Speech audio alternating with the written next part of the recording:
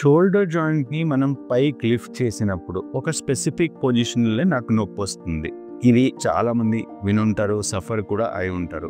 ఈ specific cause ఈ యాంగిల్నే, ఇప్పుడు ఈ యాంగిల్లో పెయిన్ రాదు, కొంచెం పైకి లేపినప్పుడునే పెయిన్ వస్తుంది. ఇదే యాంగిల్లో పెయిన్ వచ్చినప్పుడు ఎందుకు వస్తుంది, దానికి కారణాలు ఏంటి, దాన్ని ట్రీట్మెంట్ ఎలా చేయాలి, దాని గురించి ఈరోజు మనం మాట్లాడుకుందాం. మన shoulder joint is the most mobile joint. మన జాయింట్ బాడీలో ఉన్న అన్ని జాయింట్స్లో ఎక్కువ మొబిలిటీ ఉన్నది షోల్డర్ జాయింట్. సో అంత మొబిలిటీ ఉన్నప్పుడు మనం స్టెబిలిటీ కూడా చాలా జాయింట్ బోన్స్ నుంచి వస్తాయి, సరౌండింగ్ మజిల్స్ నుంచి వస్తాయి. దాని నుంచి it becomes a stable joint.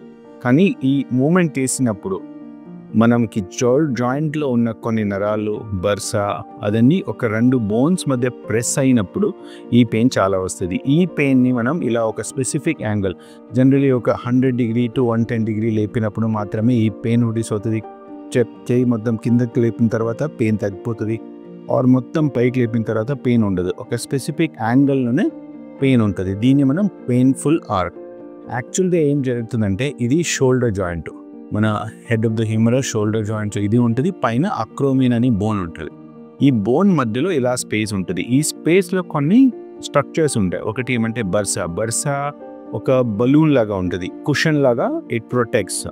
దాని తర్వాత మనం కామన్గా వింటుంటాము ఒక రొటేటర్ ఆఫ్ టెండన్స్ అని, ఆ టెండన్స్ ఉంటాయి. సో ఏదో ఒక రీజన్తో ట్రామా అయి ఉండొచ్చు, లేదు క్రానిక్ మెడిక్ డిసీజ్ ఉండొచ్చు, ఆర్ ఓవర్ యూజ్ అయినప్పుడు అప్పుడు ఈ టెండన్లో చిన్న టీయర్స్ రావచ్చు, టెండన్లో వాప్ వచ్చేయచ్చు. ఆ వాప్ వచ్చిన తర్వాత ఈ టెండన్ వాప్ ఇంక్రీజ్ స్పేస్ అవుతుంది. ఈ స్పేస్ స్టాండర్డ్గా ఉంటుంది. సో షోల్డర్ ఇలా లిఫ్ట్ చేసినప్పుడు ఈ బోన్ మధ్య, అక్రోమియన్ అండ్ ఈ షోల్డర్ హ్యూమరల్ హెడ్ మధ్య ఈ నరాలు ప్రెస్ అయిపోయి పెయిన్ రిప్రొడ్యూస్ అవుతుంది. And once we put it back again the pain comes down. ఇది రిపీటెడ్గా అవుతూ ఉంటే ఈ టెండన్ టియర్ అయ్యే ఛాన్సెస్ ఉంటుంది. ఈ పెయిన్ని ఇంకా ఒక టర్మ్స్లో మనం ఇంపింజ్మెంట్ అంటాం. అంటే ఒక స్ట్రక్చరు ఇట్స్ గెటింగ్ ఇంపింజ్డ్, రెండు స్ట్రక్చర్స్ మధ్య కంప్రెస్ అయిపోతుంది. దీన్ని మనం ఇంపింజ్మెంట్ సిండ్రోమ్ అంటాం, లేదంటే పెయిన్ఫుల్ ఆర్క్ సిండ్రోమ్ అంటాం.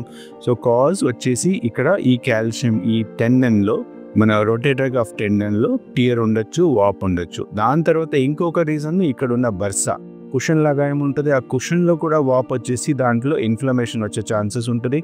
దానివల్ల కూడా ఈ స్పేస్ తగ్గిపోయి కంటెంట్ స్టైల్ ఇంక్రీజ్ అయ్యి again when we do this ఈ ప్రెస్ అయ్యే ఛాన్సెస్, ఇంపింజ్మెంట్ సిండ్రోమ్ వచ్చే ఛాన్సెస్ ఉంటాయి.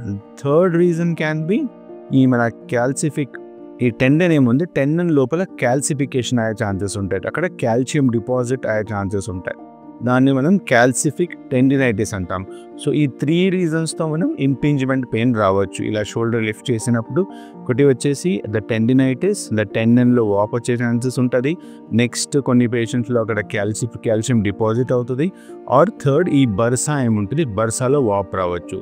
So tendinitis, calcific deposition or subacromial bursitis, ఈ 3 రీజన్స్తో మనం షోల్డర్ పెయిన్, ఆ painful arc syndrome or impingement రావచ్చు.